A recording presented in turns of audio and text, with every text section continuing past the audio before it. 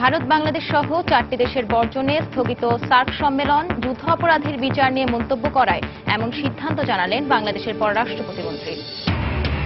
প্রথম প্রেসিডেন্সিয়াল বিতর্কের রেশ ট্রাম্প ও হিলারির প্রচারণায়ও। হিলারির তীব্র সমালোচনা করলেন ট্রাম্প। আয়কর বিবরণী প্রকাশ না করায় আবারও ট্রাম্পকে হিলারির কটাক্ষ।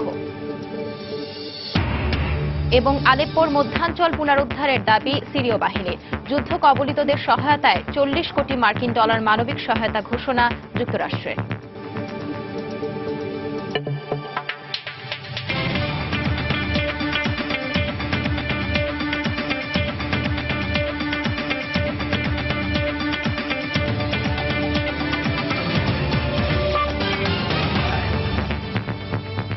আন্তর্জাতিক সময়ের সঙ্গে আছি আমি সঞ্জনা চৌধুরী।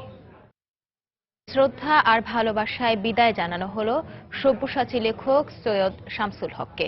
সকালে কেন্দ্রীয় শহীদ মিনারে তার মরদেহ নেওয়া হলে সেখানে সর্বস্তরের মানুষের ঢল নামে। সতীর্থরা চোখের জলে স্মরণ করেন তার সাহিত্য ও সৃষ্টিকর্মগুলোকে। রাষ্ট্রপতি অ্যাডভোকেট আব্দুল হামিদ ফুল দিয়ে শ্রদ্ধা জানান গুণী এই কথা সাহিত্যিককে। যদি মরো কোনো দুঃখ নাই, আমার মরণ হয় জীবনের মরণ যে নাই। নিজের সৃষ্ট চরিত্র নুরুল দিনের মতো অমরত্বের পথে যাত্রা শুরু হলো সব্যসাচী লেখক সৈয়দ শামসুল হকের। প্রায় 81 বছরের আয়ুষ্কালে নিরন্তর সৃজনশীলতায় শিল্প সাহিত্যের সকল মাধ্যমে তিনি সৃষ্টি করেছেন অসংখ্য জীবনালেখ্য। তাই লোকালয়ে আর তার পায়ের আওয়াজে পাওয়া না গেলেও তিনি অমর হয়ে থাকবেন পরাণের গহীন ভিতরে। কেন্দ্রীয় শহীদ মিনারে সৈয়দ হকের প্রতি শেষ শ্রদ্ধা নিবেদনের আনুষ্ঠানিকতাও তা জানিয়ে দিল। 70-এর দশকে আমরা ঈদ সংখ্যার জন্য অপেক্ষা করতাম বিচিত্রা, পরে বেরোতো রোববার এবং সন্ধানী। সৈয়দ শামসুল হকের উপন্যাস আছে কি আছে না, এটি ছিল আমাদের প্রধান অন্বেষা। তার লেখা থাকলে আপনাদের মনে হতো যে ঈদ সংখ্যাটি কেনা সার্থক হলো। সবচেয়ে বড় কৃতিত্ব আমি মনে করি তার যে কাব্য নাটক, সেই পায়ের আওয়াজ পাওয়া যায় কিংবা নুরুল দিন এবং আরও যেসব কাব্য নাটকগুলো তিনি অত্যন্ত সফলভাবে এই বাংলাদেশের শিল্প সাহিত্যকে উজ্জীবিত করেছেন। এই যে শক্তি, এই শক্তি সবার হয় না। মহামান্য রাষ্ট্রপতি আব্দুল হামিদ ফুল দিয়ে শ্রদ্ধা জানিয়ে সূচনা করেন এই আনুষ্ঠানিকতার। বিদেশ সফররত প্রধানমন্ত্রী শেখ হাসিনার পক্ষ থেকেও শ্রদ্ধা জানানো হয়। পরে একে একে শ্রদ্ধা জানান বিভিন্ন সামাজিক ও সাংস্কৃতিক সংগঠন ও ব্যক্তিত্ব এবং সাধারণ মানুষ। সৈয়দ হকের মৃত্যু যে বাংলা সাহিত্য ও সংস্কৃতির জন্য অপূরণীয় ক্ষতি সবার বক্তব্যে উঠে আসে তাও। যে কোনো জিনিস সুন্দরভাবে উনি বুঝিয়ে দিতেন। আমরা যদি কোনো প্রশ্ন করতাম যে এটা বুঝি না, এটা বুঝতেছি না, সুন্দরভাবে সেটাকে উনি বুঝতেন, কখনোই রাগ হতেন না বা হেজিটেট করতেন না। মনে হয় যে তিনি আমাদের জন্য যা রেখে গেছেন, যেমন আমার পরিচয়ের মতো কবিতা, যেটা পড়লে যে কোনো বাঙালি গর্বিত হতে বাধ্য।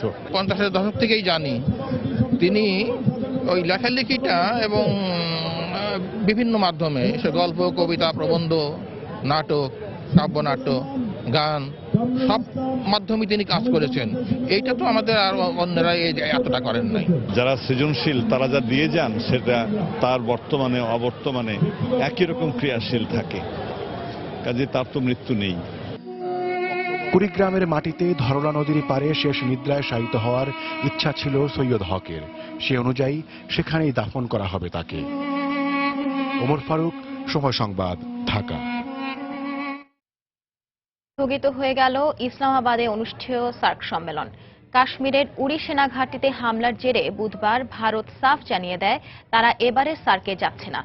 এর কয়েক ঘন্টা পর বাংলাদেশ, আফগানিস্তান, ভুটান একই সিদ্ধান্তের কথা জানায়।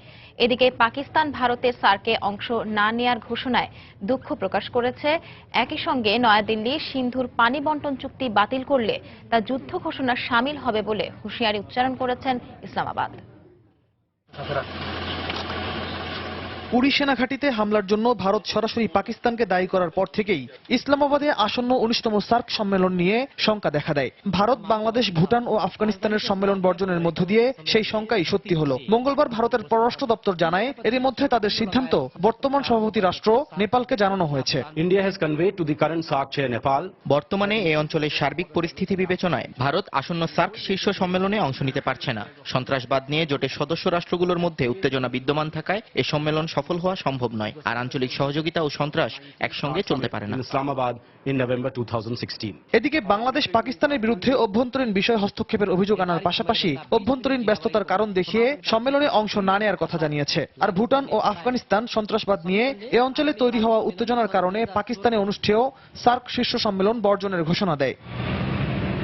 সার্ক সনদ অনুযায়ী দক্ষিণ এশীয় এই জোটের 8টি দেশের সর্বসম্মতিক্রমে সব সিদ্ধান্ত নিতে হয়, আর তাই 4টি দেশই 19 নভেম্বর পাকিস্তানে অনুষ্ঠেয় সার্ক সম্মেলন বর্জন করায় তা স্থগিত হয়ে গেল বলে জানায় গণমাধ্যম। এর মধ্যেই মঙ্গলবার পাকিস্তানের পার্লামেন্টে নয়াদিল্লি ইসলামাবাদ সাম্প্রতিক উত্তেজনা নিয়ে আলোচনা হয়। পাকিস্তানের সঙ্গে সিন্ধুর পানি বন্টন নিয়ে ইন্ডাস কমিশনের বৈঠক ভারত বাতিল করায় ক্ষুব্ধ প্রতিক্রিয়া তুলে ধরেন পাকিস্তানের পররাষ্ট্র উপদেষ্টা সারতাজ আজিজ। আন্তর্জাতিক আইন অনুসারে 1960 সালের সিন্ধুর পানি বন্টন চুক্তি থেকে ভারত একতরফাভাবে নিজেকে সরিয়ে নিতে পারে না। এমন কোন সিদ্ধান্ত পারস্পরিক উত্তেজনা বাড়ানোর পাশাপাশি তা হবে যুদ্ধ ঘোষণার শামিল। গত 18 সেপ্টেম্বর কাশ্মীরের উরি সেনাঘাঁটিতে হামলার ঘটনায় পাকিস্তানকে দায়ী করে তাদেরকে দুনিয়া থেকে বিচ্ছিন্ন করা, বাণিজ্য সুবিধা থেকে বঞ্চিত করার উদ্যোগ সহ বিভিন্ন ক্ষেত্রে চাপ দিয়ে আসছে ভারত। মঙ্গলবার নয়াদিল্লিতে পাকিস্তানি হাই কমিশনার আব্দুল বাসিদকে তলব করে এ ঘটনায় হামলাকারীদের বিষয়ে আরও কিছু তথ্য প্রমাণ তার হাতে তুলে দেন ভারতের পররাষ্ট্র সচিব এস জয়শঙ্কর। রিয়াদুল ইসলাম, সময় সংবাদ। প্রথম প্রেসিডেন্সিয়াল বিতর্কের পর সিএনএন ও আরসি যৌথ জরিপে হিলারি জয়ী হয়েছেন বলা হলেও ট্রাম্প বলেছেন এসব জরিপ আমলে নেয়ার কিছু নেই, বাস্তবিক অর্থে তিনিই এগিয়ে আছেন। আর হিলারি ক্লিন্টন বলেছেন বিতর্কে প্রমাণিত হয়েছে কে মেজাজ ধরে রাখতে পারে, পৃথিবীর সবচেয়ে কঠিন দায়িত্ব পালনে কার ধৈর্য ও যোগ্যতা বেশি।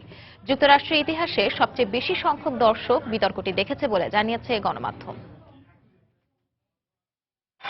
প্রথম প্রেসিডেন্সিয়াল বিতর্কের রেশ এখনো রয়েছে মার্কিন প্রেসিডেন্ট নির্বাচনের দুই প্রধান প্রার্থী হিলারি ক্লিন্টন ও ডোনাল্ড ট্রাম্পের বক্তব্যে।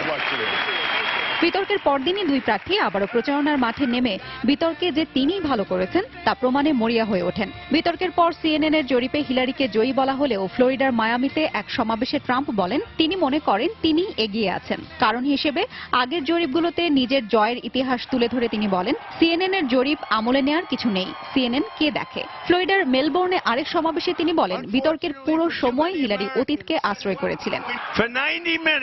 90 মিনিটের বিতর্কের পুরো সময় আমি তাকে খুব ভালোভাবে পর্যবেক্ষণ করেছি। আমি তাকে বিব্রত করার চেষ্টা করিনি, কিন্তু আমি খেয়াল করেছি তিনি অতীতের ঘটনা ধরে বসে আছেন। আমি যখন বিভিন্ন বিষয়ে যুক্তরাষ্ট্রে ব্যাপক পরিবর্তনের কথা বলছি, হিলারি তখন আমার সঙ্গে এসব নিয়ে তর্ক করছেন। আমাদেরকে শক্তিশালী হতে হবে, ওবামার স্বাস্থ্যনীতি বাতিল করতে হবে, আমাদের ব্যাপক পরিবর্তন আনতে হবে।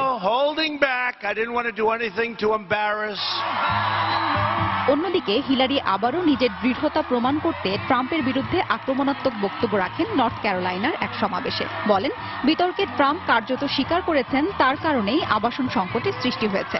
এছাড়াও আয়কর বিবরণী প্রকাশ না করায় সমালোচনার জবাবে ট্রাম্প নিজেকে চৌকস দাবি করায় তার কড়া সমালোচনা করেন হিলারি।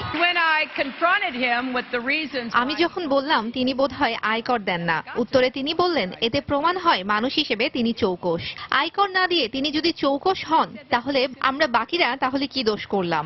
তার আবাসন ব্যবসার কারণে 90 লাখ পরিবার গৃহহীন হয়েছে। এমন লোককে কিভাবে প্রেসিডেন্টের দায়িত্ব দেয়া যায়? আগে থেকেই ধারণা করা হচ্ছিল যুক্তরাষ্ট্রের ইতিহাসে সবচেয়ে বেশি দর্শক টেলিভিশনে হিলারি ও ট্রাম্পের বিতর্ক দেখবেন। সত্যিও হয়েছে সেই ধারণা। 8,40,00,000 দর্শক দেখেছেন এই বিতর্ক, যা 1980 সালে দুই প্রেসিডেন্ট প্রার্থী জিমি কার্টার ও রোনাল্ড রিগানের বিতর্কের দর্শক সংখ্যাকে পেছনে ফেলেছে। তবে বিতর্কের পর দর্শকদের বেশিরভাগই জানিয়েছেন তারা আশা করেছিলেন ব্যক্তিগত আক্রমণের বদলে ভিন্ন কিছু হবে। আমি মনে করি হিলারি ট্রাম্পকে ঘুরিয়ে দিয়েছেন। বোঝাই গেছে তার অনেক প্রস্তুতি ছিল। ট্রাম্পের বক্তব্য ছিল স্বার্থপরের মতো। আমার মনে হয় বিতর্কের পর হিলারির অবস্থান আরো শক্ত হয়েছে। সেই একই কথার পুনরাবৃত্তি। প্রথম দিকে কিছুটা ঠিক ছিল, পরে দুজনই দুজনকে আক্রমণ করতে ব্যস্ত হয়ে পড়লেন। দেশের উন্নয়ন নিয়ে তাদের পরিকল্পনার চেয়ে প্রাধান্য পায় ব্যক্তিগত রেষারেষি। বিতর্কের আগে আমার যে অবস্থান ছিল পরেও তাই আছে। বিতর্কের সঞ্চালক এনবিসি নিউজের উপস্থাপক লেস্টার হল্টের ভূমিকা নিয়েও প্রশ্ন উঠেছে। তিনি নিরপেক্ষ ছিলেন কিনা রিপাবলিকানরা তা নিয়ে সন্দেহ প্রকাশ করেছেন। আর সাধারণ দর্শকরা বলছেন দুই প্রার্থীর উত্তেজনাকর বক্তব্যের সময় তিনি নীরব থাকায় তারা ভুলেই গিয়েছিল সঞ্চালক আছেন কি নেই। হাফসাতুন্নেসা, সময় সংবাদ। দর্শক, এই ছিল আন্তর্জাতিক সময়। যে কোনো খবর পেতে ভিজিট করুন সময় নিউজ.tv আর সঙ্গেই থাকুন সময়।